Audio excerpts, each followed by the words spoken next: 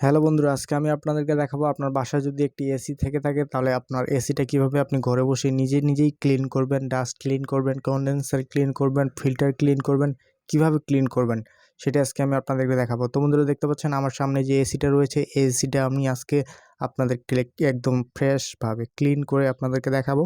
তো দেখতে পাচ্ছেন আমি সুন্দর করে এখানে মইটা লাগিয়ে দিলাম। তো এবার হচ্ছে আমরা সুন্দর করে এসির যে আপনারা দেখতে পাচ্ছেন ঢাকনাটা রয়েছে সেটা আলতোভাবে খোলার চেষ্টা করবেন, বেশি এখানে টানাটানি করবেন না, কারণ এটা লক সিস্টেম। আপনি লকটা সুন্দর করে যদি না খোলেন এটা কিন্তু ভেঙে যাবে আপনার লক সিস্টেমটা। তো দেখতে পাচ্ছেন আমরা সুন্দর করে ঢাকনাটা খুলে নিলাম। ঢাকনাটা খুলে নেওয়ার পর আমি আপনাদেরকে দেখাচ্ছি এর ভিতরে কত প্রকার ধুলা ময়লা রয়েছে। তো দেখতে পাচ্ছেন আপনারা জাস্ট ফিল্টারের উপরে একটু লক্ষ্য করলে দেখবেন যে আসলে অনেক ধুলা ময়লা জমে রয়েছে এবং কন্ডেন্সারের এখানেও কিন্তু অনেক প্রকার ধুলা ময়লা জমে রয়েছে, একবারে কালা হয়ে গেছে কন্ডেন্সার। তো আমরা কি করব এখন? সর্বপ্রথম করব হচ্ছে আমরা আগে একটা জালি রয়েছে, আগে এখানে জালি রয়েছে একটা জালিটা আমরা এক প্লাস্টিকের একটা জালি দেখতে পাচ্ছেন আপনারা, এটা খুলে নিব। তারপর হচ্ছে আমরা এখন ফিল্টারটা খুলব। সুন্দর করে আমরা ফিল্টারটা খুলে নিলাম। দেখতে পাচ্ছেন আপনারা এখানে এয়ার ফিল্টার রয়েছে, এই এয়ার ফিল্টারটা খুলে নিলাম। তো এবার হচ্ছে আমরা আপনাদেরকে দেখাবো যে কীভাবে ক্লিন করা হয়। সব কিছু খুলে নেবেন। খুলে নেওয়ার পর এখন দেখবেন যে আসলে এর ভিতরে শুধু কন্ডেন্সারটি রয়েছে এবং আমরা এখন আপনাদেরকে এই যে আমার হাতে ফিল্টারটি রয়েছে, এই ফিল্টারটি কিভাবে ক্লিন করবেন সেটি আমি আপনাদেরকে দেখিয়ে দিতেছি।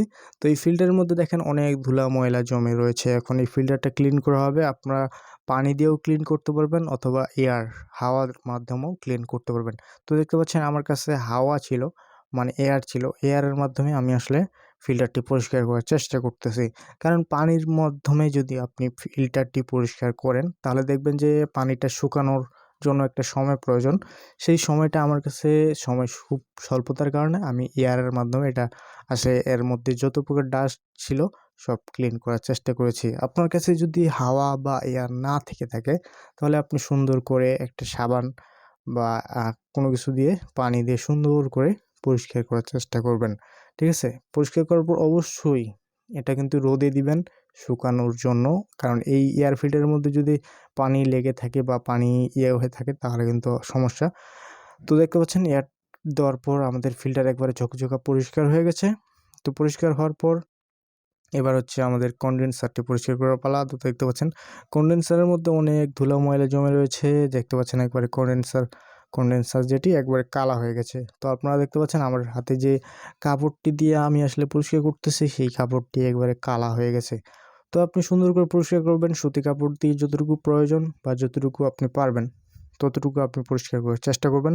তো দেখতে পাচ্ছেন কনডেন্সারের এখানে কিন্তু বেশি ঘষা মাজা বা বেশি কিছু করা যাবে না, কারণ এখানে কিন্তু এটা খুবই আলতো একটা জিনিস।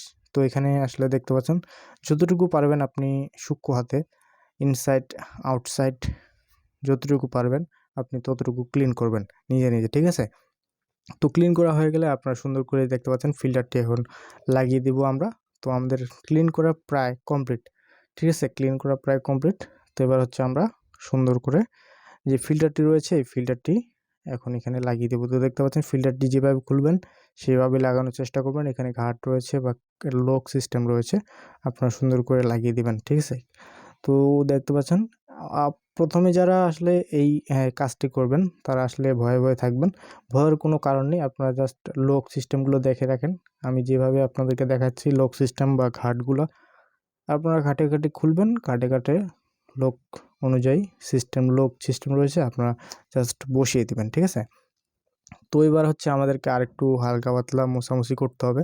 কারণ লিস্ট আমরা যেই কাজটা করব সেই কাজটা যেন দূর থেকে দেখে মনে হয় যে না আমরা কাজটা করছি, ক্লিন মনে হয়, পরিষ্কার একবার ফ্রেশ যেন মনে হয়, সেক্ষেত্রে আমরা একটু মোছামুছি করে দিলাম। তো এবার হচ্ছে আমাদেরকে এইগুলো মোছামুছি করতে হবে। এই যে একটা জালি রয়েছে, এখানে একটা প্লাস্টিকের জালি আপনারা পেয়ে যাবেন।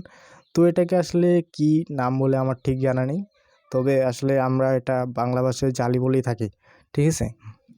তো তারপর হচ্ছে একটা এসির যে ঢাকনাটা ছিল সেই ঢাকনাটা আপনারা এখানে সুন্দর করে ক্লিন করবেন। আমি দেখতে পাচ্ছেন সুন্দর করে একবারে ক্লিন করতেছি।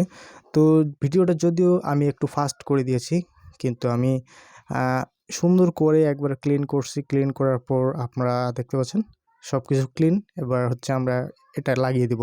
তো প্রাথমিক অবস্থায় যতটুকু আসলে ক্লিন করা প্রয়োজন, নিজে নিজে আপনারা যতটুকু ক্লিন করতে পারবেন ততটুকুই করবেন।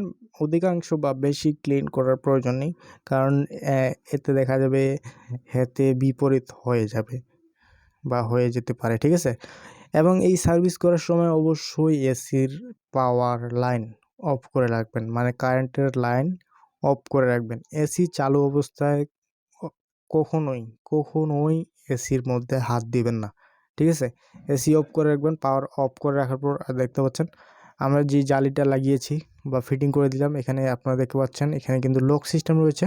দেখেন এই যে লকগুলো, এই লকগুলো আপনারা দেখবেন যে আসলে গাঁটে গাঁটে বসছে কিনা বা লোকে লেগে গেছে কিনা।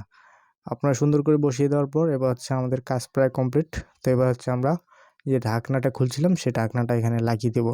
তো লাগিয়ে দিলে আমাদের কাজ প্রায় কমপ্লিট। যেটা বলছিলাম আসলে এসির যখন কাজ করবেন আপনার প্রথমবার বা দ্বিতীয়বার যখনই করেন না কেন, অবশ্যই এসির পাওয়ার অফ করে রাখবেন, ঠিক আছে। তো দেখতে পাচ্ছেন আমরা এসির কাজ প্রায় কমপ্লিট। আমরা যতটুকু প্রাথমিকভাবে আসলে করা সম্ভব আমরা কাজ করার চেষ্টা করলাম বা ক্লিন করার চেষ্টা করলাম। তো বন্ধুরা দেখেন আমরা কিন্তু সুন্দর করে একবারে এসি যতটুকু ক্লিন করা যায় নিচ থেকে ক্লিন করে দিলাম, এবং উপর থেকে আমরা জাস্ট একটু মুছে দিব। আমাদের কাজ প্রায় কমপ্লিট। তো এবার হচ্ছে আমি আপনাদেরকে এসিটা অন করে দেখাবো এবং পাওয়ার দিয়ে দেখাবো যে আসলে এসিটা ঠিকমতো চলতেছে কিনা বা সার্ভিসটা আসলে কেমন হলো। তো দেখতে পাচ্ছেন আমরা জাস্ট এবার এসির মধ্যে পাওয়ার দিয়ে দিব। পাওয়ার দেওয়ার পর আমি আপনাদেরকে এসিটা একদম অন করে চালিয়ে দেখাবো। তো এই পাওয়ার দেওয়া কমপ্লিট। এবার হচ্ছে আমরা রিমোট দিয়ে এটা অন করব, ঠিক আছে। রিমোট দিয়ে অন করার পর দেখবেন যে আসলে এটা কত টেম্পারেচার দেখায়।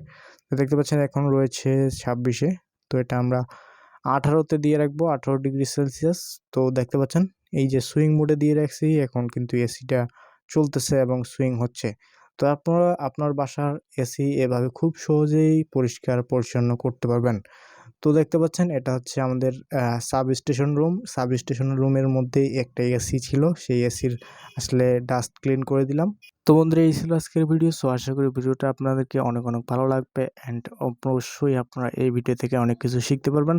তো বন্ধুরা আজকের মতো এখানে বিদায় নিচ্ছি। তো সবাই ভালো থাকবেন, সুস্থ থাকবেন। তো বন্ধুরা গুড বাই।